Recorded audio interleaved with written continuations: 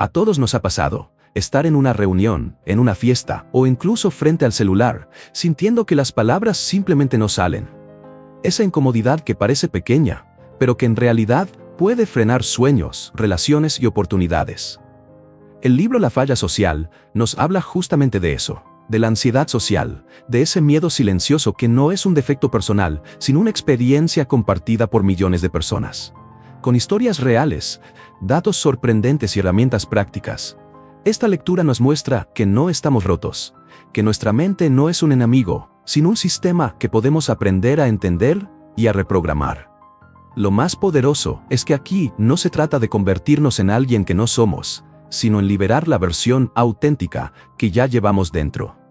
Te invito a acompañarme en este recorrido y a preguntarte, ¿y si lo que hoy parece un obstáculo fuera en realidad el inicio de tu mayor fortaleza? Capítulo 1. La epidemia del miedo social. Si alguna vez te ha temblado la voz en una reunión, no estás fallando. Estás viviendo algo mucho más grande que un momento incómodo. No es un capricho ni una debilidad moral, es una experiencia que, según la investigación, comparte mucha más gente de la que imaginamos. De hecho, más de un tercio de los jóvenes podrían cumplir el umbral diagnóstico de ansiedad social, según un amplio estudio que cruzó varios países en el año 2020. Piensa en eso un instante. No eres una excepción rara, eres parte de una cifra que muestra que esto es, en muchos lugares, casi una norma ocultada. Esa idea cambia todo. Si esto es común, entonces la culpa que te echas por sentirte así empieza a perder sentido. Y eso importa, porque la culpa y la vergüenza son combustible para que el miedo siga creciendo en silencio. Hay una línea fina pero crucial entre ser tímido y tener ansiedad social. La timidez es una forma de personalidad. La ansiedad social es un cuadro clínico que puede entorpecer trabajos, relaciones y el desarrollo personal.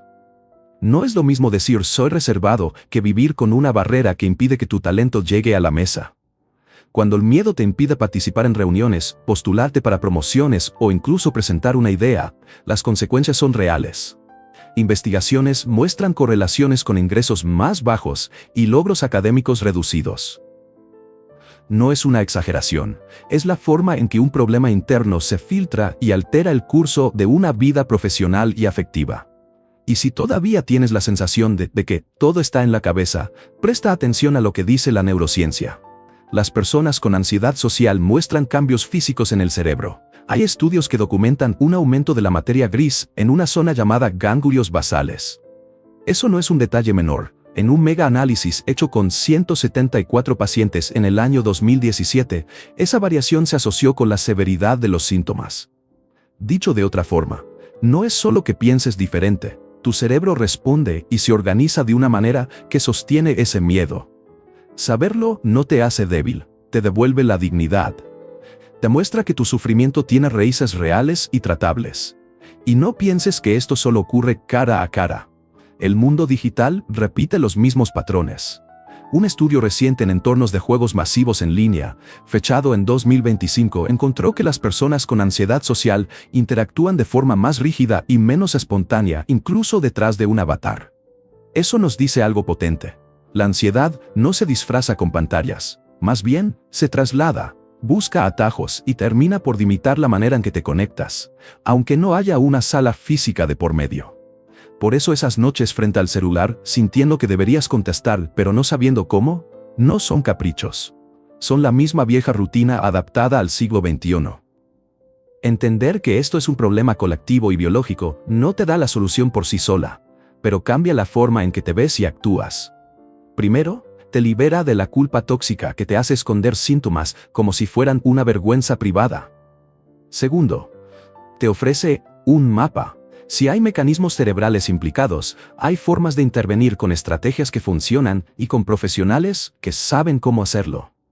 Tercero, te recuerda que no tienes que pelear solo. La estadística no solo te explica, también te conecta con una comunidad silenciosa que comparte tu carga. Quiero que te imagines una conversación contigo mismo que no comienza con ¿qué hice mal?, sino con ¿qué me está pasando? Ese cambio de frase tiene peso.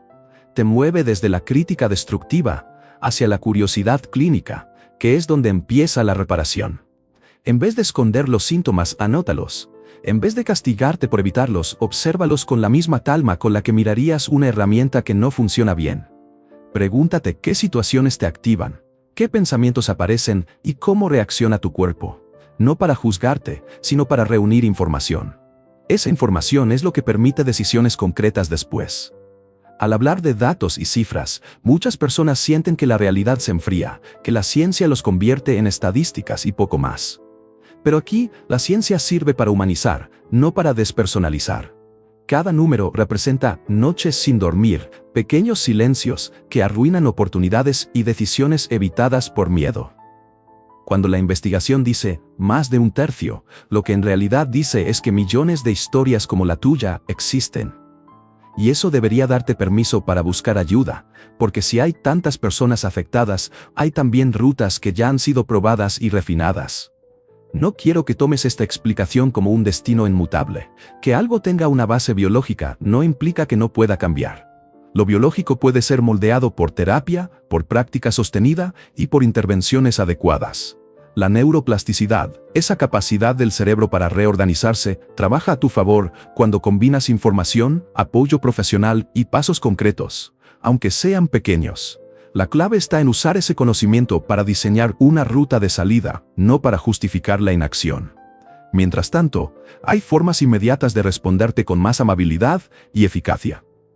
Cuando te sorprendas pensando que eres el único con este problema, recuérdate las cifras. Repite la idea en voz baja. No estoy solo, esto es más común de lo que creía. Cuando la voz interior te diga que evites, intenta hacer una pausa y describir lo que sientes sin dramatizar. No se trata de obligarte a exponerte como quien fuerza un músculo sin calentar. Se trata de mirar con curiosidad esas respuestas y empezar a planear con ayuda cómo cambiarlas. También quiero que entiendas algo sobre el lenguaje que usamos. Decir anxiety en inglés o ansiedad en español suena más suave de lo que es para quien la vive. A veces la palabra no alcanza. Pero nombrarla, ponerla sobre la mesa, tiene un efecto liberador. Nombra tu experiencia y verás cómo cambia la relación que tienes con ella. No es solo un truco de motivación. Externas algo que estaba alimentándose en lo secreto. Y eso reduce su poder. Piensa en la diferencia que ocurre cuando alguien cercano te dice, te veo, sé que esto te pesa. Esa validación no arregla todo, pero sí abre una ventana. Te permite dejar de gastar energía en ocultarlo y empezar a invertirla en soluciones reales. Si puedes, comparte lo que sientes con una persona de confianza o con un profesional. No tienes que relatar todo. Basta con decir que algo te impide ser tú en ciertos momentos. Esa honestidad abre puertas a estrategias concretas que mejoran la vida cotidiana, desde terapia basada en evidencia hasta ajustes simples en tu ambiente de trabajo. Y sí, a veces habrá quien minimice. Solo tienes que relajarte. Todo el mundo se pone nervioso. Esos comentarios duelen porque mezclan experiencia común con una falta de comprensión sobre lo que implica un trastorno. Pero recuerda que la presencia de desconocimiento no invalida tu experiencia. Lo que necesitas es información y herramientas, no la aprobación de quien no entiende. Al final de este capítulo, lo que quiero que te lleves es esto. No eres el problema y no estás solo. Esta es una condición que afecta a mucha gente, que tiene bases biológicas verificables y que tiene opciones de tratamiento con respaldo científico. No se trata de volverte extrovertido a la fuerza. Se trata de recuperar el acceso a tu vida, a tus ideas y a tus relaciones sin que el miedo decida por ti. Si guardas una sola frase de lo que escuchaste ahora, que sea esta. Tu sufrimiento tiene explicación y merece una respuesta seria y compasiva. Ahora, antes de seguir, te invito a hacer una cosa pequeña. Respira. Mira alrededor y piensa en una situación reciente donde sentiste ese nudo en la garganta. No cambies nada todavía, solo obsérvalo. Anota mentalmente qué te pasó y cuál fue la consecuencia. Ese pequeño ejercicio no cura, pero te da información. Y la información es el primer paso para diseñar un cambio real.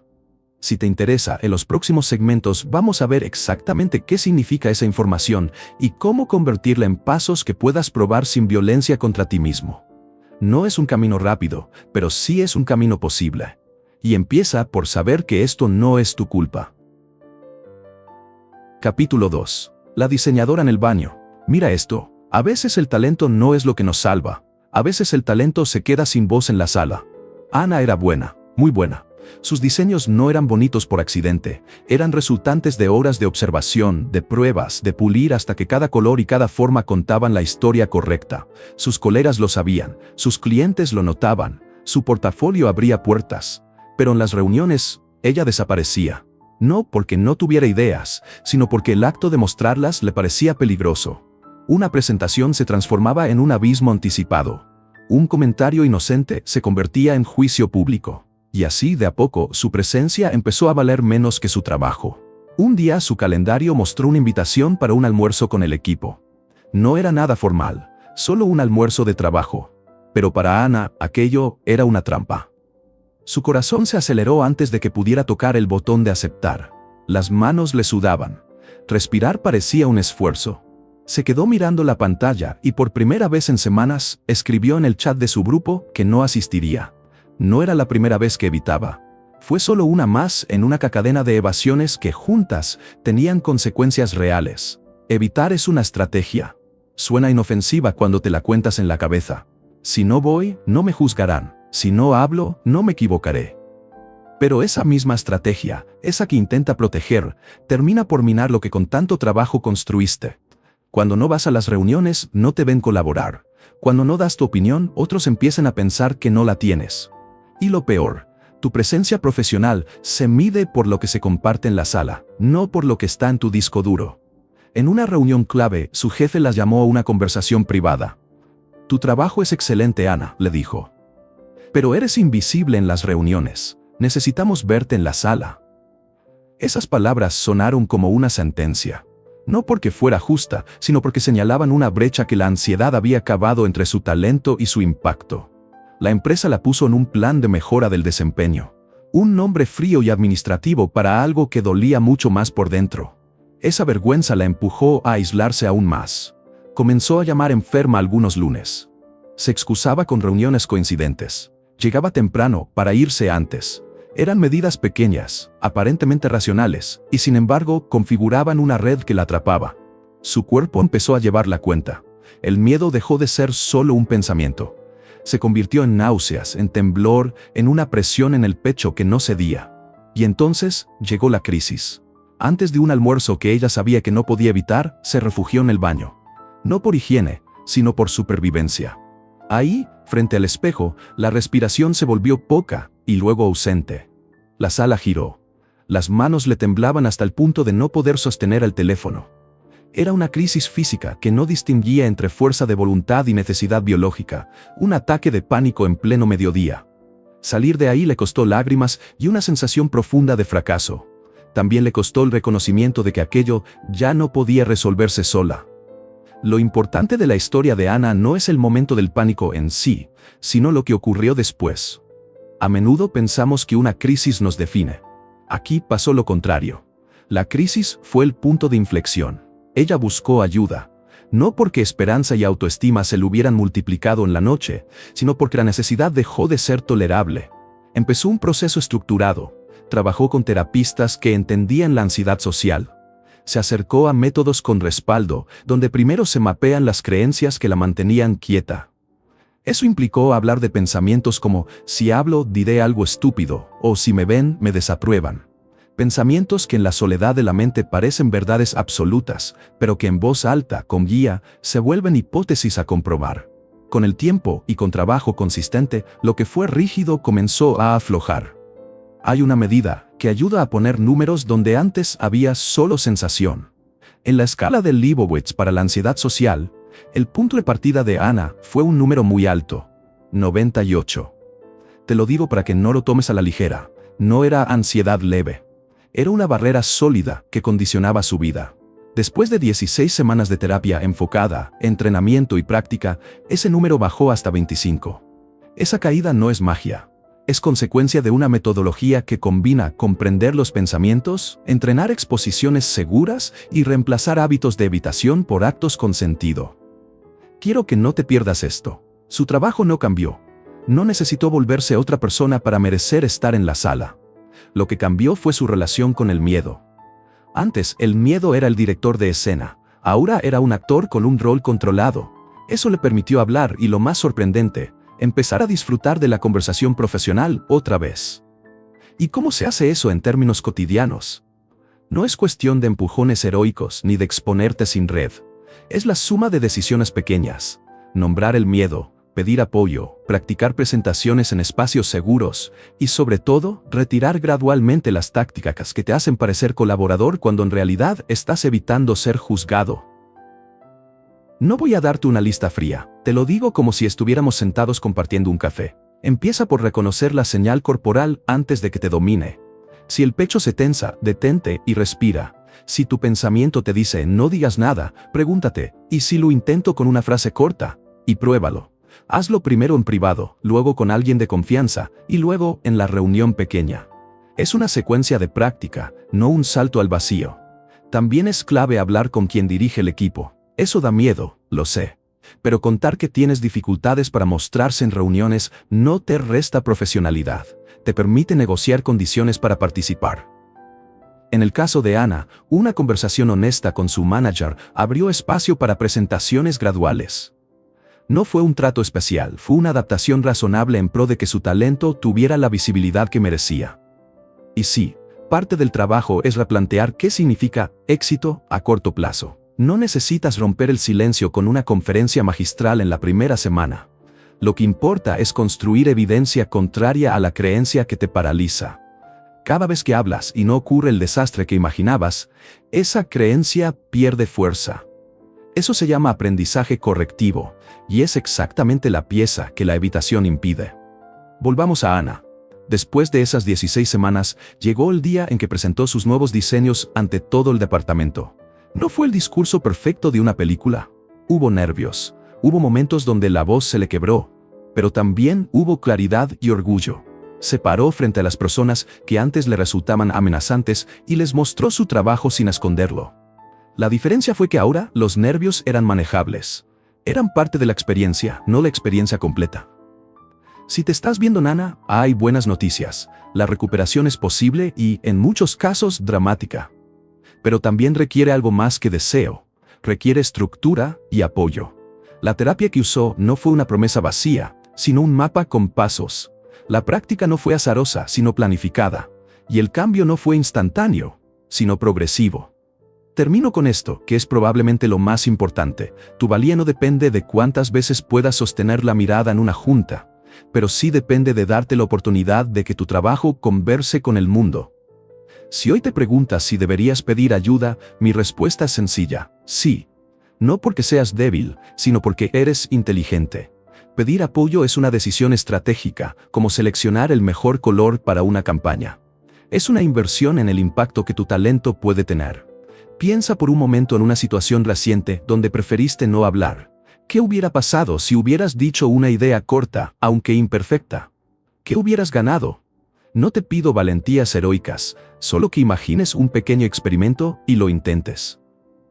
La historia de Ana no es excepcional por dramática, es valiosa porque te muestra que el talento puede volver a encontrarse con la visibilidad, siempre que el miedo deje de dirigir la orquesta. Y cuando eso sucede, lo que recuperas no es solo oportunidades, es también el derecho a ser visto tal como eres. Capítulo 3. El circuito del miedo. Imagina por un momento que tu ansiedad no es un fogonazo aleatorio, sino un programa que se ejecuta una y otra vez sin que tú lo elijas. Esa es la idea central que vamos a explorar. La ansiedad social funciona como un bucle, una pequeña pieza de código defectuosa, la falla social, que se repite y se retroalimenta. El modelo que mejor lo describe fue propuesto por Clark y Wells en 1995. Y lo llamamos el modelo cognitivo porque explica los pensamientos, las imágenes y las conductas que mantienen ese bucle en marcha. No te voy a soltar un tecnicismo, te lo explico como si estuviéramos dibujando en una servilleta. Todo comienza con una creencia negativa. Esa creencia puede decir, si hablo, pareceré tonto, o si me ven, me rechazan. Son frases que suenan lógicas cuando las sientes, pero que en realidad funcionan como órdenes que activan todo lo demás. Después aparece una imagen interna que confirma la creencia. Te ves a ti mismo la mente de forma exagerada, te imaginas ruborizado, temblando, siendo ridiculizado. Esa imagen, atractiva y nítida, consume tu atención. En lugar de mirar afuera, hacia la conversación o la reunión, tu foco se vuelve hacia ti. Ese autoenfoque cambia la experiencia, dejas de procesar lo que sucede fuera y te pasas a monitorizar cada gesto, cada respiración, cada tic. Y en ese punto, actúan las conductas de seguridad. Pequeños trucos que crees que te ayudan, como aferrarte a un vaso, hablar en voz baja o preparar frases en la cabeza. Es fácil justificar esas conductas. En el corto plazo parecen protegerte. Te dicen, si hago esto, no pasaré vergüenza. Pero lo que hacen, en realidad, es impedir que el miedo se desactive por sí mismo. Si todo el tiempo evitas o te apoyas en una muleta, nunca compruebas que el desastre pensado no ocurre. Y cuando eso no sucede, vuelves a confirmar la creencia inicial. Después viene la evitación en mayúsculas. Dejar de ir, quedarse callado, no mandar ese correo, decir, estoy ocupado cuando te invitan. Esa evitación reduce la ansiedad ahora, pero la mantiene viva mañana. Y cuando la situación termina, no viene alivio verdadero, viene la rumia. Repasas cada segundo, reconstruyes lo que dijiste y lo que no dijiste, y reescribes la escena para que confirme la idea de que fracasaste. Esa reelaboración posterior es la pegamento final del bucle. Cada vez que revives el momento y lo interpretas como prueba de tu defecto, la creencia se fortalece. Así funciona el sistema. Pensamiento negativo, imagen, autoenfoque, conductas de seguridad, evitación y rumia. Se alimentan entre sí y crean una máquina que produce más miedo con el tiempo. Para que esto deje de sonar a teoría fría, cuenta la historia de una persona famosa, Barbra Streisand. En 1967, en un concierto masivo en Central Park, ella olvidó la letra de una canción. Fue un error breve, humano, prácticamente inaudible para el público. Pero en su cabeza aquello se transformó en catástrofe. La creencia de soy un fraude se activó con una fuerza formidable y el bucle comenzó a girar. El resultado fue que durante casi 3 décadas, la fama no fue suficiente para que volviera a la escena en vivo con normalidad. Su perfeccionismo convirtió un tropiezo en prohibición. Esa historia muestra 2 cosas que necesitamos entender. Primero, un solo evento pequeño puede ser el disparador que, por la forma en que tu mente lo procesa, se convierte en la evidencia central de una creencia. Segundo, el perfeccionismo actúa como gasolina del sistema. Si tu medida de valía es la perfección, cualquier error, por mínimo que sea, se magnifica hasta volverse peligroso. En el caso de Streisand, años después regresó a los escenarios, pero lo hizo apoyándose en ayudas que calmaban el síntoma, teleprompter, medicación, mecanismos externos. Esos apoyos le devolvieron la función, pero no borraron la cicatriz.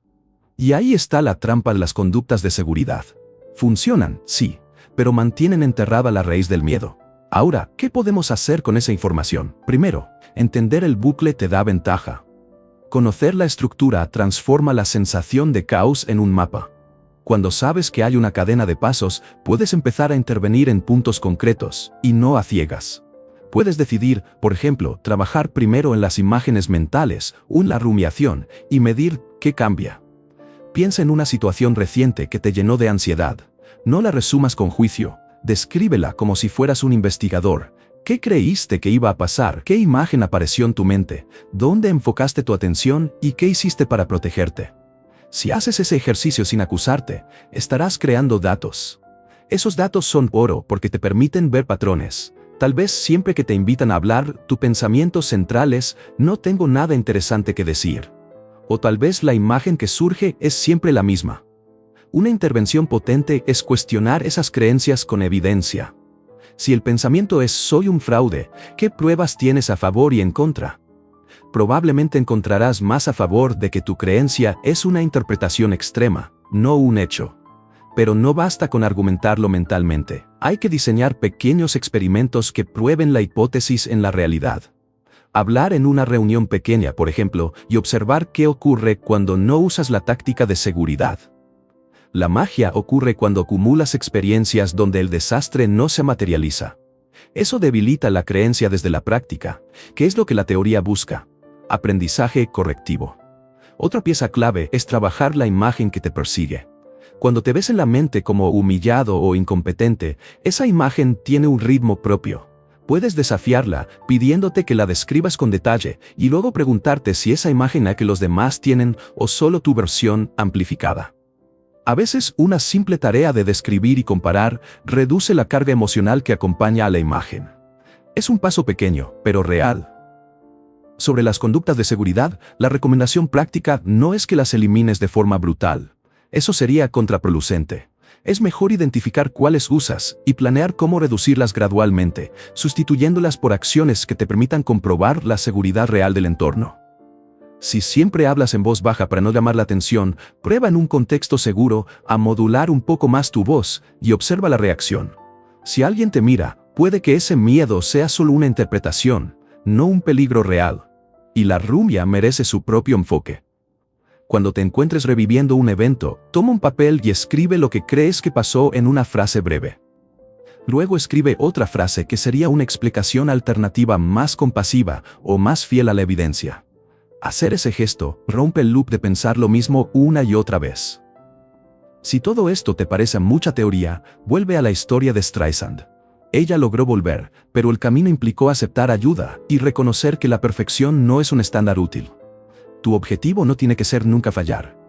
Tiene que ser estar presente a pesar del miedo y construir una serie de encuentros donde el miedo pierda su monopolio narrativo. Esa presencia se construye con práctica planificada, con apoyo y con ejercicios que desafíen las creencias sin abrumarte. Te invito a hacer un ejercicio ahora mismo, rápido y concreto. Recuerda una situación reciente donde evitaste hablar o actuar. Con voz suave pregúntate, ¿qué pensé que iba a pasar? ¿Qué imagen apareció? ¿Qué hice para protegerme? No lo uses para castigarte, úsalo como inventario. Con ese inventario tendrás material para cambiar el bucle, porque como cualquier código defectuoso, puede ser depurado. La metáfora final que quiero dejarte hoy es esta. Tu mente tiene un error de software que repite un protocolo de miedo, pero el hardware no está destruido. Con atención, práctica y la estrategia correcta, puedes reescribir ese fragmento de código. Cambiar la línea defectuosa no borra tus rasgos ni tu identidad, simplemente libera recursos para que tu talento y tu presencia hablen con menos interferencia. Si te interesa, en el siguiente segmento vamos a convertir este mapa en pasos concretos que puedas aplicar semana a semana. Por ahora, celebra saber que el problema tiene una estructura y que por eso mismo tiene soluciones. Capítulo 4. Mapear tu falla personal. Quiero que hagas algo ahora mismo conmigo. Cierra los ojos un segundo y recuerda una situación reciente donde el miedo te ganó. No la describas para juzgarte, descríbela como quien toma notas para entender un problema. Ese es el primer paso, localizar el disparador concreto. No sirve pensar en la ansiedad como una nube gris sin forma. Necesitamos una escena, una puerta por donde entra el circuito. Puede ser una reunión, un almuerzo, un mensaje sin enviar o una videollamada donde sientes que te miran. Elijas la situación que elijas, anótala en una frase clara. Eso ya es diagnóstico. Ahora, pregúntate qué creencias se activan en ese momento. No te apures a justificar, escucha los pensamientos que surgen sin adornarlos. Quizá hay una voz en tu cabeza que dice, si hablo quedaré mal, o no tengo nada que aportar, o me van a descubrir. Esas frases cortas son los órdenes iniciales del sistema, las que ponen en marcha la maquinaria. Escogerlas y escribirlas cambia la relación. Dejan de ser rumores y pasan a ser hipótesis que puedes contrastar. Cuando reconoces la creencia, aparece la imagen que la acompaña. Imagínate no solo lo que piensas, sino cómo te ves en la escena interna. ¿Te ves temblando? ¿Enrojeciendo? ¿Stamerando? Esa imagen interna es poderosa porque distrae tu atención de la afuera y la vuelve sobre ti. Esa autoobservación obsesiva es la que apaga la participación. En vez de escuchar al otro, estás midiendo el propio pulso. Escribe esa imagen con detalles, aunque te parezcan ridículos. Ponerle palabras le quita parte del poder sensorial que tiene. Entonces observa qué haces para sentirte seguro. Muchas de estas respuestas pasan desapercibidas porque parecen lógicas. Hablar bajito, sujetar una taza, ensayar mentalmente lo que dirás, quedarte cerca de la puerta. Cuando las vemos en papel, lo sorprendente es cuántas hay y cuán normales nos parecen. Identificarlas es una victoria, porque la mayoría de las veces el avance más grande no es cambiar la creencia de raíz, sino dejar de sostenerla con esas muletas invisibles. Y por último, mira lo que sucede después. La revisión constante en tu cabeza de lo que ocurrió. Ese post-mortem mental repite la escena como si fuera una película que solo tú puedes proyectar. buscando errores que confirmen la idea de que fracasaste. Es una fase que garantiza que la siguiente vez el miedo está más fuerte. Alimenta la historia que justifica evitar otra vez. Cuando pones todo esto en una hoja, la situación, las creencias, la imagen, las conductas de seguridad y la rumiación, obtienes una fotografía clara del circuito que te repite. Quiero que entiendas por qué esto es tan efectivo. Al externalizar el proceso, la ansiedad deja de ser una identidad. En vez de decir soy ansioso, pasas a decir esto es lo que ocurre en esta situación. Ese pequeño cambio de gramática te devuelve margen para intervenir. Porque una cosa que se puede describir se puede modificar. Hacer el mapa no es un acto pasivo, es una herramienta de diagnóstico. Te permite ver dónde intervenir primero. Si descubres que tus conductas de seguridad son muchas y variadas, tal vez tu prioridad sea practicar reducirlas de forma gradual. Si la rumia es lo que más consume tu energía, necesitas técnicas para romper ese ciclo después del evento. Si la imagen es el núcleo, trabajar en reencuadrarla puede ser transformador. Cada camino es distinto, porque cada mapa es distinto. No esperes una verdad universal ni una cura instantánea. Este ejercicio es como desarmar un artefacto para entender sus piezas. No se trata de hacer explotar nada, se trata de encontrar el fusible que puedes desenchufar sin daño. Y el fusible suele ser una conducta de seguridad, porque esa conducta es a la vez cómoda y traicionera. Te calma hoy y te castiga mañana. Vamos a poner esto en práctica con una pequeña invitación. Piensa en la próxima reunión o en la próxima vez que se active ese nudo en la garganta. Antes de huir, respira y toma nota de 3 cosas. ¿Qué creencia te pasó por la cabeza? ¿Qué imagen apareció? ¿Y qué hiciste para protegerte? Hazlo sin prisa, como quien anota una observación de campo. Ese gesto sencillo, repetido, empieza a construir evidencia que puedes usar para contradecir tus propias predicciones. Ahora, hablemos de cómo trabajar esas piezas en la vida real sin desbordarte. No intentes quitar todas las conductas de seguridad de golpe. Eso sería como intentar dejar de usar muletas sin aprender a caminar de nuevo. En lugar de eso, selecciona una conducta pequeña que puedas poner a prueba. Si siempre sujetas la taza con ambas manos, prueba una reunión donde conscientemente uses solo una mano. Observa. ¿Qué pasó? ¿Alguien notó? ¿Tu ansiedad se duplicó o se mantuvo igual? Esos experimentos controlados son menos dramáticos de lo que imaginas y mucho más informativos. Cuando trabajas la imagen interna, un recurso útil es describirla con distancia. Escribe la peor versión de esa imagen y luego escribe una versión alternativa que incluya elementos que no habías considerado. Quizás nadie notó tu supuesta torpeza, o quizás alguien sonrió cómplice. Ese ejercicio no borra la emoción, pero reduce la certeza absoluta con que la imagen te manda órdenes. Para la rumiación, el truco está en limitar el tiempo de revisión. Dedicas 5 minutos a repasar y luego guarda esa hoja en un cajón metafórico. La idea no es reprimir, sino darle un lugar y un tiempo que no secuestren tus horas. Con práctica, ese cajón se hace más pequeño y la capacidad de vivir el presente crece. Hay algo que suele ayudar más que cualquier técnica aislada: compartir el mapa con alguien de confianza o con un terapeuta. Cuando verbalizas lo que tu mapa muestra, se vuelve más humilde y manejable. Compartir no significa exponerte sin cuidado. Significa pedir colaboración para identificar patrones que quizás tú no ves. Un ojo externo suele detectar repeticiones o contradicciones que para ti son invisibles desde dentro. Ahora, una advertencia amable: no confundas introspección con autoexamen castigador. El objetivo es reunir datos, no juzgar tu valor. Si en tu hoja aparece una lista larga de conductas de seguridad, no es porque eres débil, es porque tu cuerpo aprendió una forma de manejar el peligro percibido. Lo que sigue es diseñar pasos que respeten tu ritmo y te permitan verificar poco a poco que el peligro real es menor del que imaginas. Puede que pienses que esto es lento. Lo es. Todo lo que vale la pena suele tomar tiempo. La buena noticia es que este trabajo es acumulativo. Cada mapa que haces te deja información para el siguiente ciclo.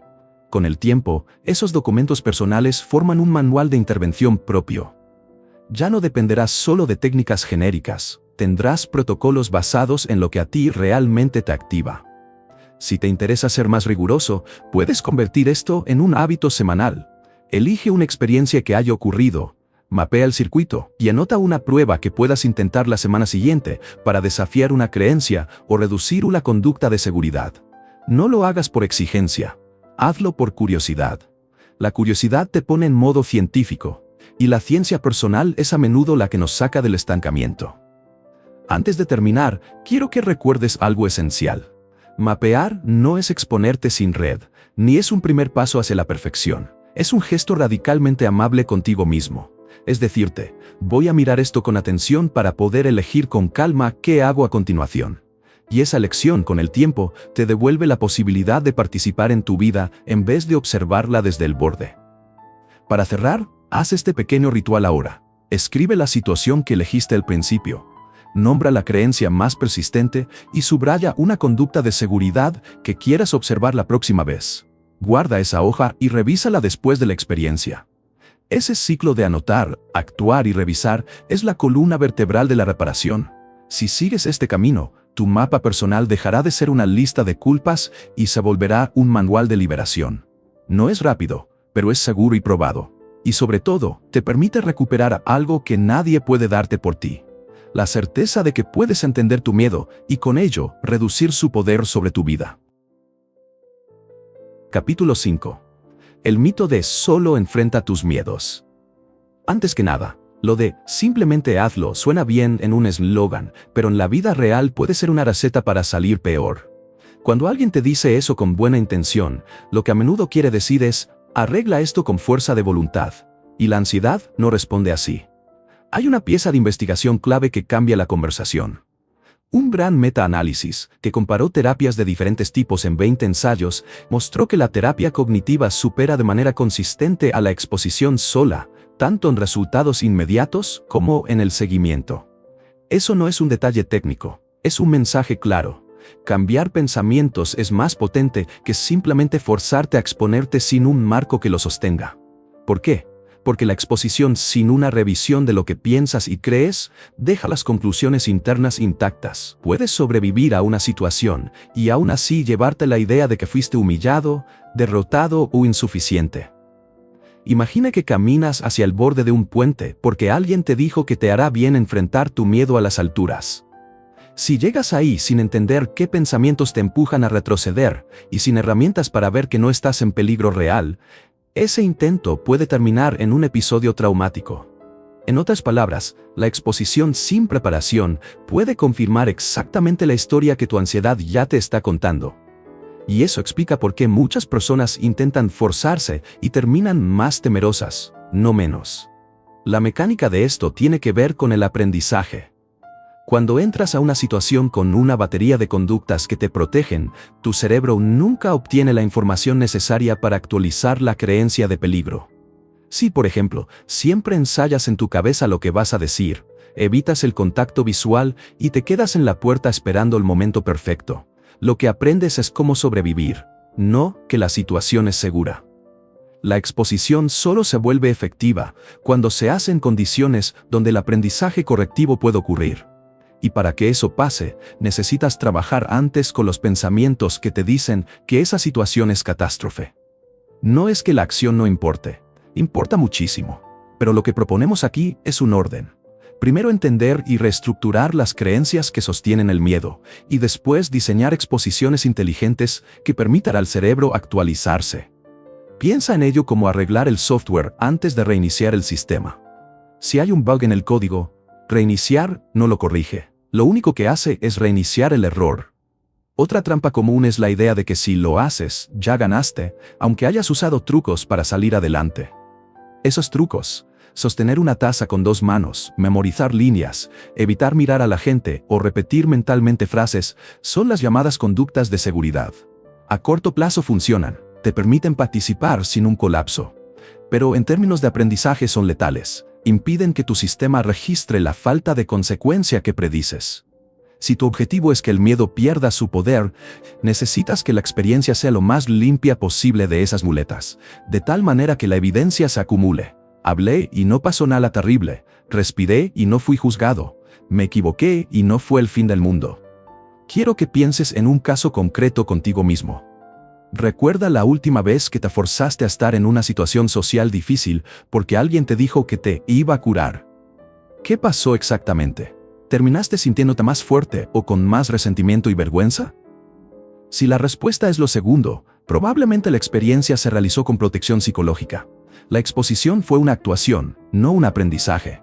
Eso no significa que no debas intentar exponerte, significa que hay una forma más segura y más efectiva de hacerlo. Aquí entra el trabajo cognitivo. Reestructurar pensamientos no es solo repetir frases bonitas, es mapear la creencia que te paraliza, buscar evidencia que la contradiga y diseñar pequeños experimentos que permitan comprobarlo en la realidad. Si tu creencia es, si hablo me veré ridículo, el trabajo consiste en examinar pruebas a favor y en contra, y luego planear cómo hablar en contextos seguros para ver qué tan cierta es esa predicción. Ese proceso reduce la certeza absoluta que hoy sostiene la conducta de evitación. Y cuando la certeza baja, la necesidad de evitar también baja. También es importante entender que la exposición mal administrada puede convertirse en una experiencia traumática. Si te empujan a una situación para la que no estás preparado y esa vivencia es vivida como una amenaza inmanejable, tu cerebro puede codificarla como prueba de peligro real. Eso no es una metáfora, es un mecanismo de supervivencia. Por eso la frase, solo empújalo, tiene que ser tomada con cuidado. La exposición útil es gradual, planificada y siempre acompañada de reframing cognitivo.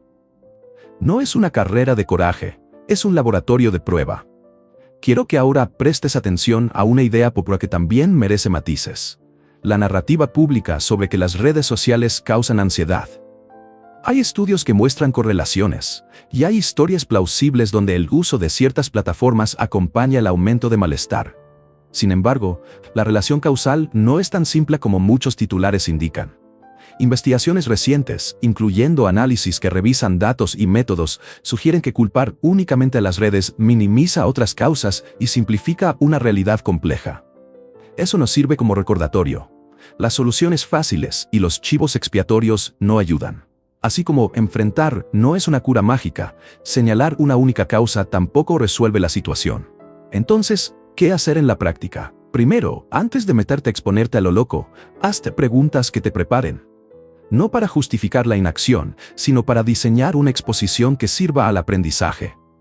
Pregúntate, ¿qué creencia principal te empuja? ¿Cómo podrías comprobarla sin arriesgar una experiencia abrumadora? ¿Y qué conductas de seguridad podrías reducir cuidadosamente para permitir que la situación muestre su verdadero rostro? Esa preparación es una forma de respeto hacia tu propio proceso. Es también una manera de garantizar que tu esfuerzo produzca resultados y no trauma. Otro aspecto que no se dice tanto es la importancia del acompañamiento. Hacer esto con el apoyo de alguien entrenado, un terapeuta que entienda la diferencia entre exposición y exposición eficaz, aumenta las probabilidades de éxito. Un profesional puede ayudarte a identificar cuándo una experiencia es demasiado para tu nivel actual, a modular la intensidad y a trabajar el reframing cognitivo que hace que la exposición tenga sentido. Además, hay pequeños hábitos que puedes incorporar de inmediato y que no requieren valentía heroica. Antes de exponerte, practica la evaluación fría. ¿Qué probabilidades reales hay de que ocurra lo que temes? ¿Cuál sería la peor consecuencia realista? ¿Cómo podrías manejar esa consecuencia si ocurriera? Responder estas preguntas reduce el dramatismo de la predicción y te permite diseñar pasos que sean valiosos, no solo llamativos. Quiero que te hagas un experimento sencillo ahora mismo, solo con tu pensamiento. Recuerda una situación que evitaste recientemente. En lugar de decir, debería haber ido, pregúntate, si hubiera ido, ¿qué sería lo peor que podría haber pasado y cómo lo habría manejado? No lo hagas para tranquilizarte en falso. Hazlo para recopilar evidencia. Mucha de nuestra ansiedad viene de predicciones que nadie ha probado. Tu trabajo es empezar a probarlas, pero con cuidado y con estrategia. Al final, la idea clave es esta. La acción es necesaria, pero la acción sin pensamiento es peligrosa. Si deseas que la exposición funcione, entrénate primero para que tu mente la interprete como una prueba y no como un castigo. Aprende a identificar y reducir las conductas de seguridad, trabaja reestructurando las creencias más dañinas y planifica exposiciones que permitan al cerebro comprobar la realidad. No dejaré esto en pura teoría. Si ahora mismo sientas un impulso por probarte y lanzarte a la situación, háztelo con un plan. Piensa en un paso pequeño. Elige una conducta de seguridad que puedas dejar a un lado por un minuto y observa. Anota lo que pasa. Si no sucede nada catastrófico, repítelo. Si te sientes abrumado, retrocede y consulta a alguien. Lo importante es que cada intento sea una fuente de información, no una confirmación de la idea de que eres incapaz. Y por último, permítete dudar de los consejos apresurados. Solo enfrenta tus miedos puede sonar como coraje, pero el coraje sin mapa es riesgo innecesario. Tu objetivo es aprender, no probarte en una competencia de aguante. Si lo haces con cuidado y con cabeza, lo que hoy te da miedo puede convertirse en material de evidencia para demostrarte que, con las herramientas adecuadas, la ansiedad pierde su monopolio sobre tu vida. Capítulo 6. Escalando la jerarquía del miedo. Quiero que imagines por un segundo que tienes un control remoto sobre tu ansiedad, no para apagarla de golpe, sino para elegir la intensidad con la que la enfrentas. Ese control no es fantasía. Es la idea práctica detrás de la exposición sistemática bien hecha. No se trata de heroísmos improvisados ni de tirarte a la piscina sin flotador. Se trata de diseñar una secuencia que te permita acumular pruebas reales de que tus predicciones catastróficas son, en su mayoría, exageraciones.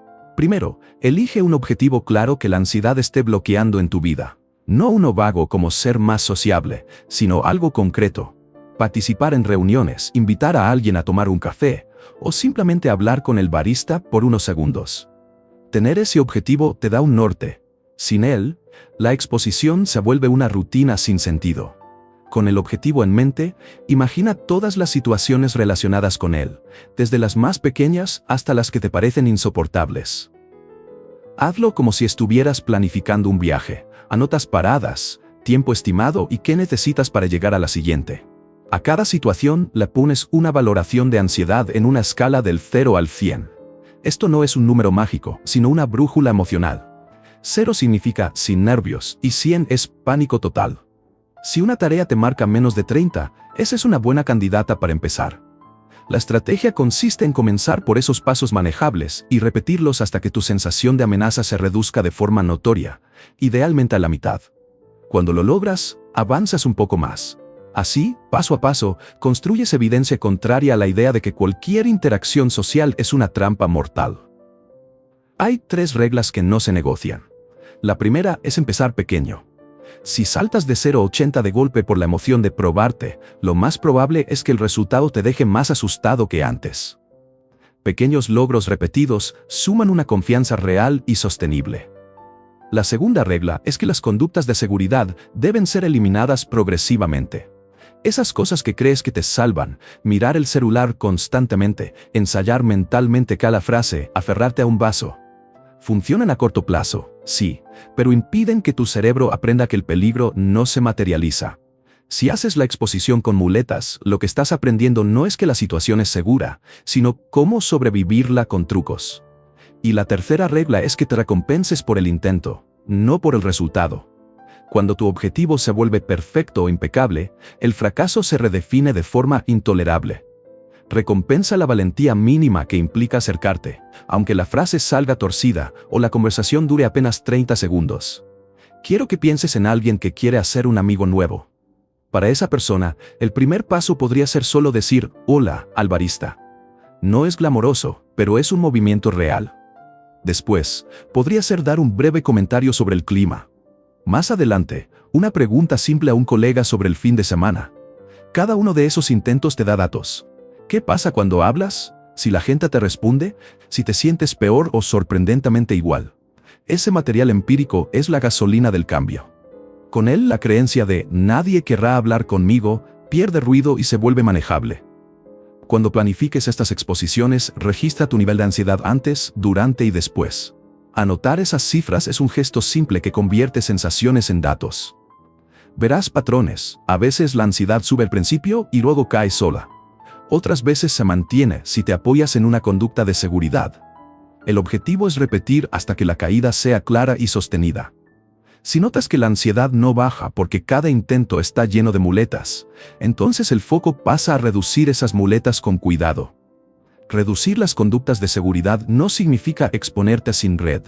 Significa que eliges una conducta a la vez y la pruebas en un contexto controlado. Si siempre miras el teléfono para no sostener la mirada, intenta mantener el teléfono en el bolsillo por un minuto en una interacción breve. Observa lo que pasa. Si memorizas frases completas para sentirte seguro, prueba a decir una idea simple con tus propias palabras. Estos son experimentos, no desafíos heroicos. Y cada experimento te dice algo verdadero sobre la realidad social versus la predicción catastrófica de tu mente. Otra parte crucial es el tiempo y la frecuencia. Un solo intento puntual no suele ser suficiente. La repetición es lo que cambia el circuito emocional. Practicar una y otra vez en situaciones de baja intensidad reduce la sensibilidad y crea tolerancia. La consistencia vence la espectacularidad. Un pequeño paso diario, repetido con intención, suele ser más efectivo que una actuación enorme y esporádica. También vale la pena hablar sobre el día después. Después de cada exposición, observa cómo te hablas a ti mismo. Si vuelves a rumiar y a convertir el evento en una prueba de tu incompetencia, estarás saboteando el aprendizaje. En cambio, si reconoces el intento como un dato, si te permites decirte que fue valiente aunque imperfecto, estarás reforzando el circuito adecuado. El intento es la unidad de cambio, no la perfección. A veces la exposición requiere acompañamiento. Si el paso te parece demasiado grande, hazlo con alguien de confianza o con un profesional. Tener a alguien apoyando no es debilidad. Es una forma inteligente de asegurar que tu práctica no se convierta en trauma. La presencia de un aliado puede ayudarte a mantener la intención de eliminar conductas de seguridad y a procesar la experiencia con perspectiva después. Hay momentos en que el progreso se estanca. Si eso pasa, revisa tu jerarquía. Tal vez estás subiendo demasiado rápido, o tal vez una creencia subyacente necesita trabajo cognitivo antes de seguir avanzando. No es una señal de fracaso, sino de información. Te dice dónde hay que poner la atención. La exposición y el trabajo cognitivo son socios. A veces la exposición abre la puerta y otras veces necesitas más trabajo con tus pensamientos para que la puerta se mantenga abierta. Permíteme darte un truco práctico que muchos encuentran útil. Establece metas de proceso en vez de metas de resultado. En lugar de proponerte hacer amigos este mes, define hablar con 3 personas en contextos casuales esta semana. Ese cambio de foco te permite medir el comportamiento, no la valoración social. El comportamiento es algo que puedes controlar, la respuesta ajena no. Y aprender a valorar el intento es aprender a ganar sin depender del aplauso externo. También presta atención a la narrativa interna. Si cada exposición la acompañas con frases retiradas del manual del perfeccionismo, como «tienes que hacerlo perfecto» o «si no sale bien, fracasaste», estarás imponiendo exigencias que boicotean el proceso. En su lugar, ensaya frases que validen la duda y el esfuerzo. «Esto me da miedo y lo intento igual», o «puedo equivocarme y seguir estando bien». El lenguaje que te acompañe durante la exposición puede aumentar o reducir la carga emocional que siente tu cuerpo. Y un punto que no se debe subestimar es la paciencia con el propio ritmo. No todas las semanas serán progresos lineales. Habrá retrocesos, días malos y avances invisibles. Eso no significa que no estés mejorando, significa que estás pasando por un aprendizaje que implica bordes y superficies. Mantén el registro. Si después de repetir una situación tu ansiedad no baja, analiza si hubo conductas de seguridad encubiertas, si la escala de miedo fue adecuada o si necesitas más apoyo cognitivo. Finalmente, celebra el intento. Date permiso para ser humano en cada paso. Si tus manos tiemblan y aún así dices una frase, felicítate. Si la conversación dura 20 segundos y te basta, reconócelo. Estas pequeñas celebraciones refuerzan el comportamiento que buscas y te sacan del ciclo castigador que muchas personas con ansiedad experimentan. La exposición sistemática bien hecha no es una prueba de resistencia. Es una escuela práctica donde aprendes a actualizar tus creencias con experiencias reales. Para cerrar, repasa mentalmente el objetivo que elegiste al principio. Imagínalo como una serie de momentos, desde los más fáciles hasta los más desafiantes. Comprométete a empezar por algo pequeño esta semana, a observar si usas muletas y a registrarlo. Recompénsate por el intento, por la curiosidad y por la consistencia. Si lo haces así, tu progreso será menos azaroso y más predecible. Y lo mejor, estarás construyendo evidencia real de que con pasos medidos y sin atajos, la vida que quieres puede volverse cada vez más accesible. Capítulo 7. Cuando la falla es un fantasma. Estás en una reunión y tienes una idea brillante en la punta de la lengua, pero la garganta se te cierra y la frase se queda atrapada. Eso le pasaba a Michael una y otra vez. No porque fuera torpe o poco competente, sino porque algo más antiguo empujaba desde abajo y le quitaba la voz. Al principio probó lo que muchos hacen: terapia cognitivo-conductual, aprender técnicas para manejar la ansiedad, practicar respuestas, exponerse paso a paso. Funcionó hasta cierto punto. Le dio herramientas para sobrevivir los momentos difíciles. Pudo decir frases cortas, apareció a algunas reuniones y dejó de evitar tanto. Pero algo no bajaba. El temblor en el pecho seguía siendo el mismo. La reacción física no aflojaba. Y eso fue la pista más importante. Porque a veces aprender a manejar no es lo mismo que curar lo que arranca la alarma. Hay una diferencia entre aprender a convivir con un síntoma y procesar la memoria que lo alimenta. En el caso de Michael, lo que mantenía la respuesta intensa no era solo una creencia actual, sino una memoria no resuelta que seguía siendo tratada por su cerebro como una amenaza real. Esa memoria tenía forma y fecha. Un episodio de humillación en 4º grado frente a la clase, cuando se rieron de su lectura en voz alta. Para su sistema nervioso, esa escena no quedó en el pasado. Siguió activa, enviando la señal de peligro cada vez que una situación actual recordaba, en esencia, esa misma sensación de exposición. Cuando llegó el momento de explorar esa raíz, su terapeuta dijo algo simple: no hablemos tanto del miedo aquí y ahora, vamos a buscar dónde comenzó. No fue evasión, fue estrategia. Porque hay casos en que las estrategias conductuales actúan como parche sobre una herida que necesita ser limpiada. Michael aceptó probar un enfoque distinto. Una terapia que ayuda a reprocesar recuerdos traumáticos para que pierdan su carga emocional y su poder sobre el cuerpo. En el proceso, la memoria no se borra, pero deja de activar un estado de emergencia tan intenso. Quiero que te imagines cómo se siente eso por dentro. En una sesión, Michael volvió a la sala de clase de 4º grado, no con intención de revivir para sufrir, sino para ver la escena con una nueva distancia. Lo que ocurrió fue sorprendente. La misma escena que antes le provocaba náuseas y bloqueo, empezó a disminuir su intensidad emocional después de repetidas sesiones. No por repetición sin sentido, sino porque la memoria se reprocesó en un contexto seguro y con acompañamiento. Y cuando esa carga se redujo, las reacciones corporales que la seguían también empezaron a ceder.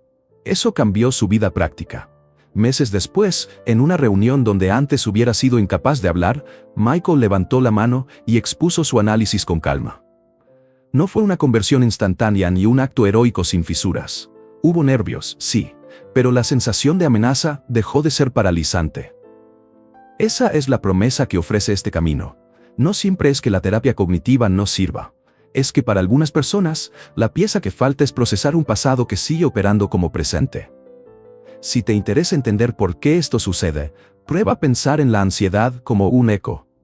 Cuando un evento de la infancia dejó una marca muy fuerte, cada nuevo episodio que tenga un rasgo parecido, un sentimiento de exposición, una risa, una mirada, puede activar ese eco.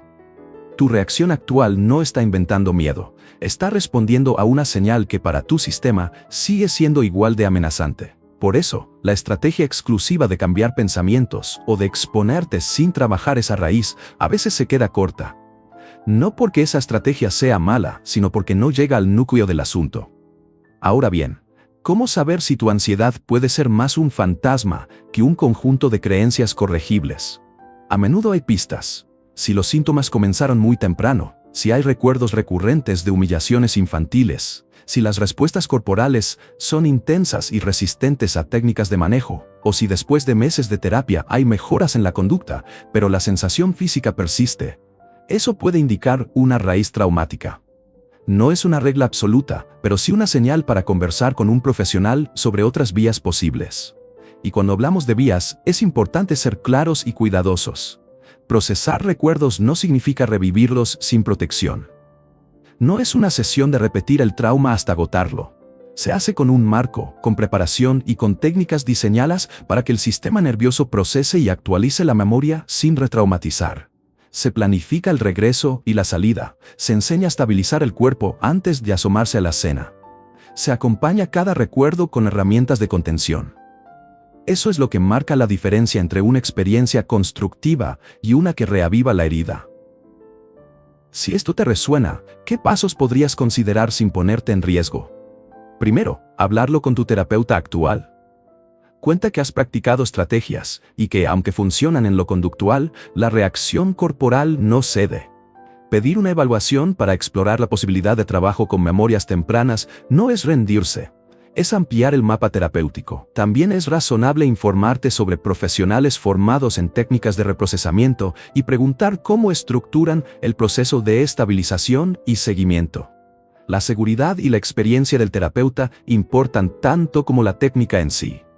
Mientras consideras esa vía, hay cosas que puedes hacer hoy que no equivoquen ni sustituyan el trabajo profesional, pero que ayudan a estar más listo para él. Registrar cuándo se activan tus respuestas corporales y cuál es la primera memoria que aparece puede darte pistas valiosas. Compartir esa información con un terapeuta permite diseñar una intervención más precisa. Practicar ejercicios de suelo y contención, respiraciones controladas, anclajes sensoriales, identificar el aquí y ahora, te da recursos para tolerar mejor las sesiones cuando las haya. También es útil entender que no hay una única terapia mágica. Para muchas personas el mejor camino combina abordajes, procesar recuerdos con una técnica adecuada y luego integrar ese cambio con trabajo cognitivo y exposición gradual. Procesar el pasado permite que las herramientas del presente funcionen mejor, y esas herramientas a su vez ayudan a consolidar los aprendizajes nuevos. No es que una anule a la otra, se potencian. Y una nota final sobre la esperanza, que algo venga de lejos, no significa que sea irrevocable. Las memorias que hoy te arruinan una reunión pueden, con tiempo y cuidado, perder su poder sobre tu cuerpo. La sensación de que una bofetada del pasado decide por tu presente puede transformarse en la certeza de que puedes participar sin ser rehenes de una escena antigua. Esa transformación no borra lo que fuiste, pero sí cambia lo que te ocurre ahora. Si te interesa, haz esto ahora en voz baja. Recuerda la primera vez que sentiste que te avergonzaron en público. No para torturarte, sino para anotar la fecha aproximada y una frase que la describa. Guarda esa nota y cuando hables con un terapeuta, compártela. Es un acto pequeño, práctico, que puede abrir la puerta a un tipo de intervención que vaya a la raíz. La historia de Michael no es un cuento de milagros. Es la historia de alguien que al aceptar que su dificultad tenía una fuente antigua, decidió no conformarse con parches. Procesó lo que le dolía, integró el cambio y recuperó la posibilidad de levantar la mano y ser escuchado. Si sientes que tu ansiedad es más que un problema de habilidades sociales, considera que tal vez no estás enfrentando una falla del presente, sino una sombra del pasado que con ayuda puede perder su poder. Capítulo 8. La revolución silenciosa. A veces creemos que la cura para la ansiedad social es volverse otra persona, cambiar de templo interno, convertirse en extrovertido de la noche a la mañana. Pero, ¿y si te dijera que la salida va por otro lado? Que no necesitas transformar tu temperamento, sino fortalecer quién eres desde adentro. La idea central aquí es simple: dejar de depender del aplauso ajeno para sentirte entero. Piensa en alguien como Eleanor Roosevelt. De joven, se sentía terriblemente incómoda en reuniones y fiestas. No era que no tuviera valor, era que su forma de estar en el mundo no encajaba con el modelo social esperado. Ella no se obligó a ser otra persona. Encontró un medio que convertía su naturaleza reflexiva en poder: la escritura. Su columna diaria le permitió hablar a millones sin tener que ganar una batalla cuerpo a cuerpo con el miedo escénico. Esa elección fue estratégica: transformar una limitación en una herramienta. Eso no es un truco histórico, es una lección práctica. La investigación contemporánea también lo respalda. Estudios recientes muestran que una identidad personal fuerte se asocia con menos síntomas de ansiedad social. Cuando tienes una narrativa interna clara sobre quién eres, no basada en lo que otros aprueban, sino en lo que valoras, las miradas externas pierden la capacidad de derribarte. ¿Por qué? Porque la amenaza de evaluación trabaja mejor cuando tu sentido del yo es frágil. Si tu autoestima depende de la reacción inmediata de alguien, cualquier crítica se siente como un terremoto. Si en cambio, te sujetas a un valor propio, la misma crítica es un dato más, no un veredicto total. Entonces la pregunta útil no es ¿cómo me vuelvo extrovertido?, sino ¿cómo cultivo un yo que no necesite validación constante? Eso implica un trabajo práctico, no místico. Empieza por identificar lo que te importa realmente. no lo que debería importarte según la cultura o tu entorno, sino lo que si todo lo demás desapareciera, seguirías haciendo. Puede ser la atención por los detalles, la empatía silenciosa, el gusto por leer o por crear. Esos rasgos no son defectos, son recursos. Cuando aceptas que tu forma de ser tiene fuerza propia, puedes buscar medios para expresarla. Si no te acomodan los discursos largos, quizá escribir, cocinar, diseñar o crear un podcast sea tu canal. Eleanor encontró su columna. Tú puedes encontrar tu formato. No es una estrategia para esconderte, es una manera inteligente de amplificar tu voz en el canal que más te favorece. Ahora bien, cultivar identidad también significa practicar la coherencia. Cada pequeña acción que haces alineada con tus valores fortalece esa sensación de yo. Si te consideras una persona curiosa, decir, no sé, y preguntar algo en una reunión, te acerca más a tu definición que fingir desenfado. La coherencia no requiere perfección, requiere repetición. Con el tiempo, esos actos repetidos consolidan una narrativa interna menos dependiente del juicio externo. También es importante enfrentar la raíz del miedo, el temor a la evaluación. No se trata de eliminar la sensibilidad al juicio. Una parte de estar en sociedad es estar sujeto a ojos ajenos, sino de disminuir la catástrofe que imaginas cuando crees que serás juzgado. Para eso conviene trabajar con dos cosas a la vez. Por un lado, expandir tus maneras de estar en el mundo para que no dependan solo de la aprobación inmediata. Por otro, entrenar la mente para ver la crítica como información parcial, no como sentencia. Ese doble movimiento es lo que hace que tu identidad sea resistente y no reactiva. Hay prácticas concretas que puedes integrar mañana mismo sin cambiar quién eres. Comienza por anotar 3 valores que sientas tuyos, no impuestos. Piénsalos en voz baja y busca una acción pequeña coherente con cada uno durante la semana. No lo veas como una lista de tareas, míralo como un experimento de identidad. Al hacer esto, notarás que tu brújula interna responde más que la brújula social. Otra práctica útil es elegir un medio para tu voz. Si la presencia física te agota, prueba a escribir una carta, una nota de voz o un texto corto para tu equipo. No para sustituir la interacción cara a cara por siempre, sino para darte permisión y práctica. Tu idea tiene forma y valor incluso cuando no sale en una conversación improvisada. Eso a su vez reduce la presión de tener que brillar en el momento exacto. La revolución silenciosa también incluye aprender a marcar límites. Decir no es agresivo. Es una forma de proteger el espacio donde tu identidad se forma. Si constantemente te exiges complacer, tu sensación de yo se disuelve en la reacción del otro. Practica decir no con amabilidad y firmeza. Eso reafirma que tu valía no depende de estar siempre disponible ni de la aprobación ajena. Otro punto donde la identidad ayuda es con la vergüenza y el perfeccionismo.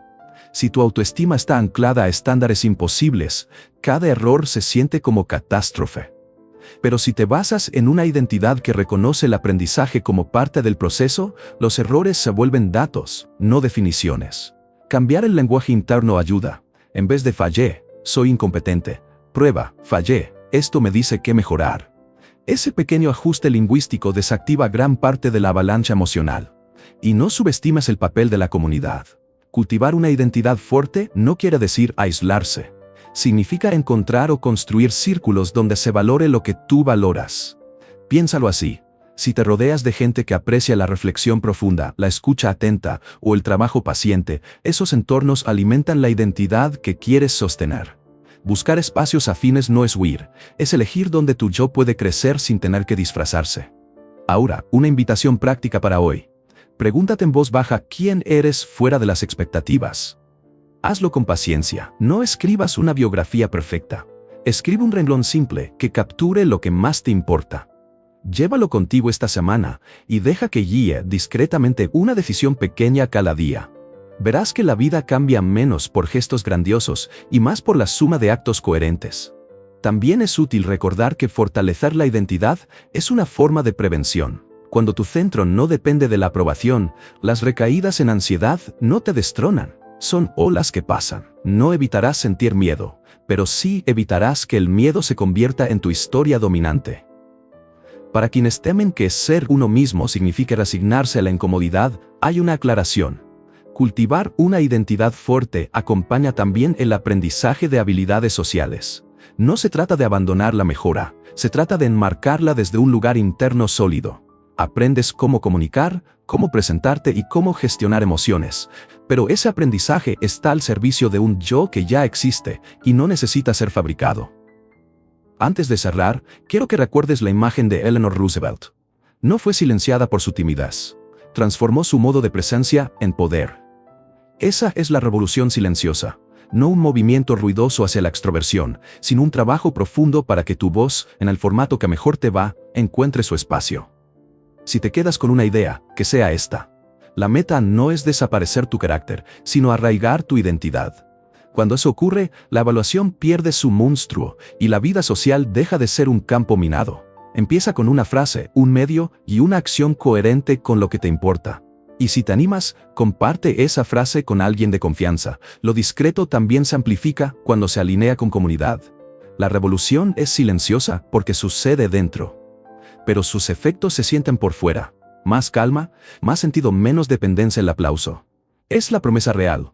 No ser otra persona, sino ser más tú. Capítulo 9. Tu ansiedad es un arma secreta. Suena raro al principio, lo sé. Escuchar que aquello que te paraliza puede ser también la materia prima de tu ventaja suena contradictorio. Pero quédate conmigo un minuto. Esto no es optimismo barato ni un intento por endulzar el dolor. Es una invitación a mirar con honestidad lo que ya hay dentro de tu cabeza y aprender a conducirlo, en lugar de dejar que te conduzca. La primera cosa que hace la ansiedad es afinar tu radar. Cuando estás preocupado por la evaluación, te vuelves muy sensible a detalles que otros no ven. Un comentario que cambia de tono, una expresión fugaz, una pauta en la forma en que alguien toma notas. Esa sensibilidad, en el fondo, es una forma de atención social. Puede ser agotadora, sí, pero también es la materia prima de la empatía y del trabajo de alta calidad. En el ámbito profesional, esa misma alerta puede traducirse en preparación extrema, en revisar los documentos con lupa, en anticipar objeciones y en pulir la presentación hasta que el producto sea impecable. La paradoja es que esa preparación nace del miedo, pero su efecto puede ser excelencia. Piensa en eso por un segundo. Si tu tendencia a repasar 5 veces un texto te mantiene despierto por la noche, puede ser tormentosa. Pero la misma tendencia, bien canalizada, te convierte en quien detecta errores que otros no ven, y en quien evita crisis antes de que aparezcan. La pregunta no es eliminar ese rasgo, sino gobernarlo. En lugar de dejar que la necesidad de perfección te paralice, puedes convertir la preparación en un procedimiento productivo que tenga límites saludables. Por ejemplo, decide cuánto tiempo dedicarás a revisar y qué criterios usarás para cerrar la revisión. Así, la preparación deja de ser una ruta hacia la parálisis y se vuelve una disciplina que mejora el resultado sin devorarte. Hay otra dimensión, la empatía. Esa capacidad de leer el estado emocional ajeno, de notar una pausa que no se dice y de sentir la tensión en una sala, es a menudo dolorosa para quien la vive. Sin embargo, en términos prácticos, es una superpotencia social. Te permite sintonizar con interlocutores, adaptar el tono de un correo, anticipar malentendidos y responder con mayor precisión. En roles que implican liderazgo, servicio al cliente, diseño o trabajo en equipo, esa sintonía fina es un activo tremendo. La clave está en no dejar que la empatía se vuelva un peso. Hay que aprender a regularla, a contenerla, a usarla como información y no como una sentencia que te obliga a controlar todo. La comunicación pensada es otro ingrediente valioso que muchas personas ansiosas poseen sin saberlo. Esa tendencia a revisar un mensaje antes de enviarlo, a elegir cada palabra y a prever interpretaciones, es hoy una habilidad muy apreciada. En la era digital, donde todo puede malinterpretarse en letra fría, la capacidad de redactar con cuidado y claridad evita conflictos y construye credibilidad. Si aprendes a mantener esa cualidad sin convertir cada mensaje en una agonía, tendrás una ventaja competitiva real. Tus correos serán claros, tus propuestas precisas y tus solicitudes difíciles de malinterpretar.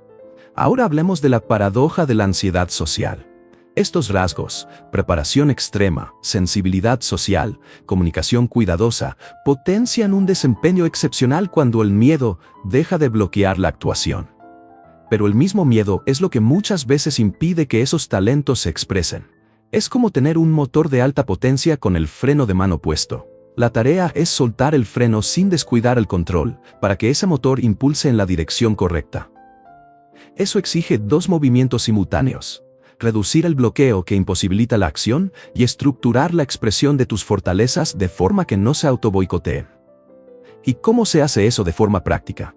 Primero, transforma la preparación en un ritual productivo.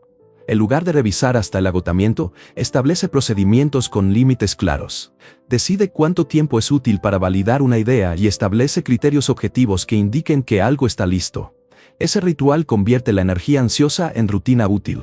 Te ayuda a evitar la trampa de una revisión más que nunca termina.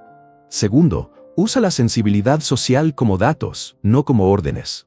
Cuando sientas que algo no va bien en una conversación, en vez de asumir la catástrofe, pregúntate qué información objetiva obtuviste y qué alternativa menos dramática podría explicar la señal. Ese cambio de pregunta te quita del pensamiento catastrófico y te coloca en modo investigador. Tercero, estructura tu comunicación para que tu tendencia a la deliberación sea una fuerza, no una debilidad. Crea plantillas y procesos de revisión que te ayuden a canalizar tu cuidado sin convertir cada correo en una emergencia. Usa borradores guardados y tiempos de espera antes de enviar mensajes importantes. Así das a tu mente ansiosa el espacio de control que necesita, pero sin sostener la atención indefinidamente. También practica fórmulas breves para iniciar conversaciones difíciles. Tener una frase de inicio reduce la carga cognitiva y te permite entrar en la interacción con más calma. Un punto central que no debemos olvidar es el perfeccionismo. Esa voz que exige que todo salga impecable puede ser la mayor enemiga de tu ventaja. Si la perfección es la prioridad, paralizarás la acción. Si la evidencia y el progreso son la prioridad, convertirás la atención al detalle en una práctica que genera valor sostenido. Para eso, intenta recompensarte por el intento y no solo por el resultado. Aprende a celebrar que compartiste una idea imperfecta porque cada intento es información y aprendizaje. Con el tiempo, la suma de intentos imperfectos irá puliendo tu trabajo más que horas infinitas de ajuste solitario. También quiero que consideres nichos donde tu perfil puede brillar especialmente.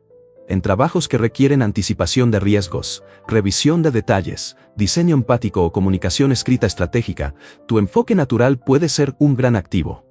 No es una invitación a encasillarte, sino a reconocer que algunas profesiones y roles valoran exactamente lo que te resulta difícil en la exposición social. Y una vez que domines estrategias para aparecer, tu talento para la preparación y la lectura emocional te hará destacar. Otro aspecto práctico es convertir la autocrítica en curiosidad. En lugar de decir ¿por qué soy tan torpe?, pregúntate ¿qué evidencia tengo de eso ahora mismo? Y ¿qué otra interpretación más benigna es posible? Ese pequeño cambio de lenguaje te sorprende en la forma en que responde tu cuerpo.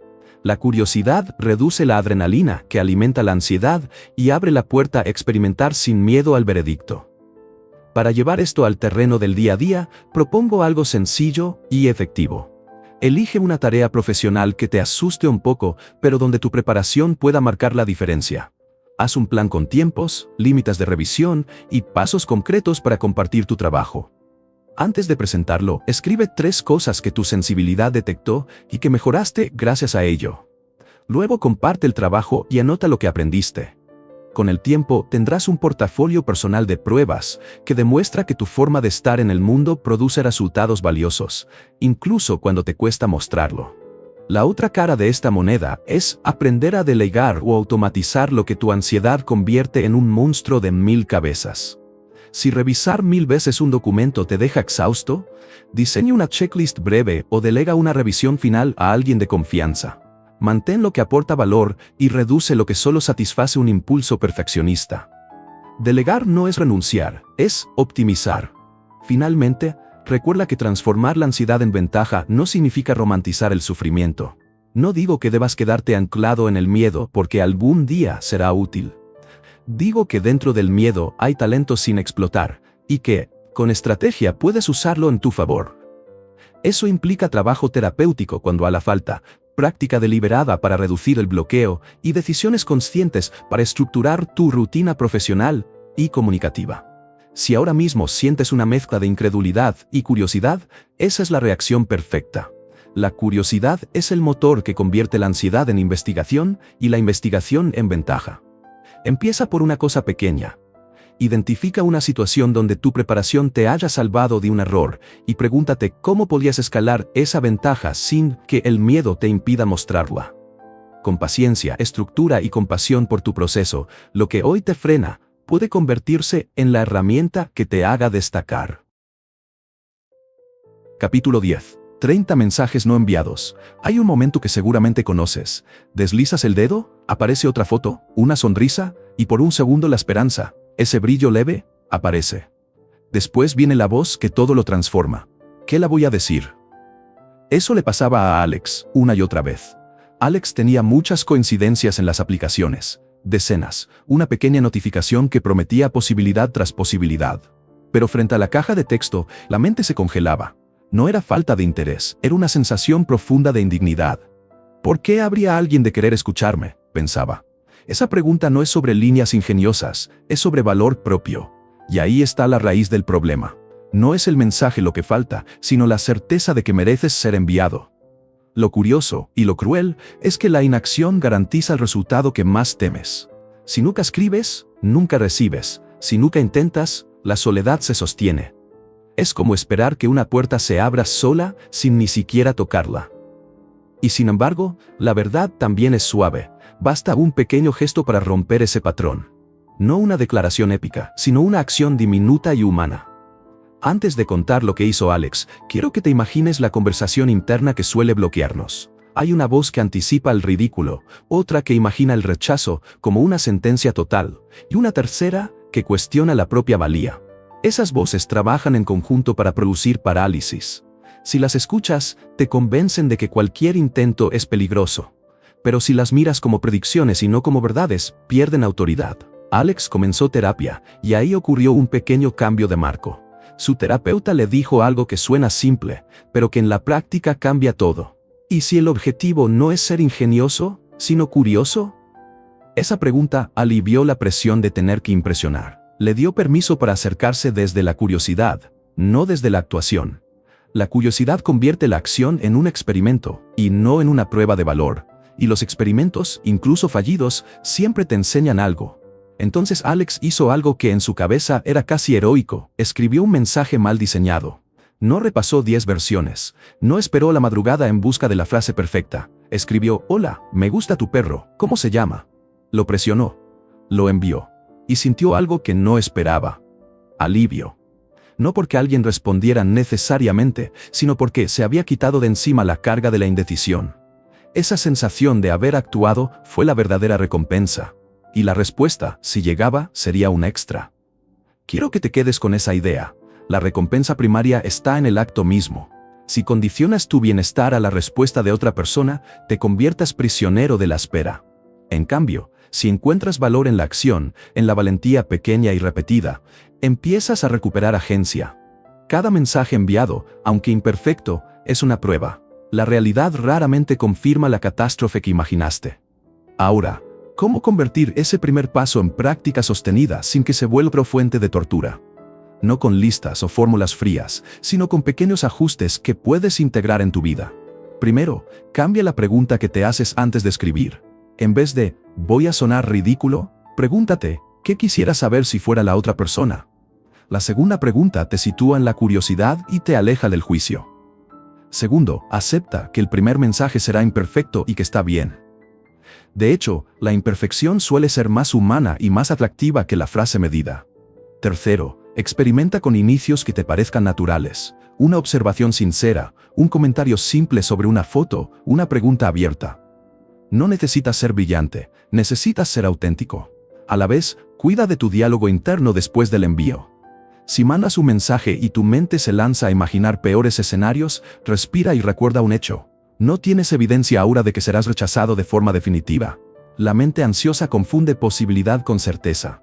La práctica es devolver la experiencia a datos reales. Esperas la respuesta, observas y actualizas. Con el tiempo, verás que la mayoría de las historias catastróficas no se cumplen, y ese aprendizaje modifica la predicción inicial que te paralizaba. También vale la pena hablar de la búsqueda de conexión frente al deseo de performance.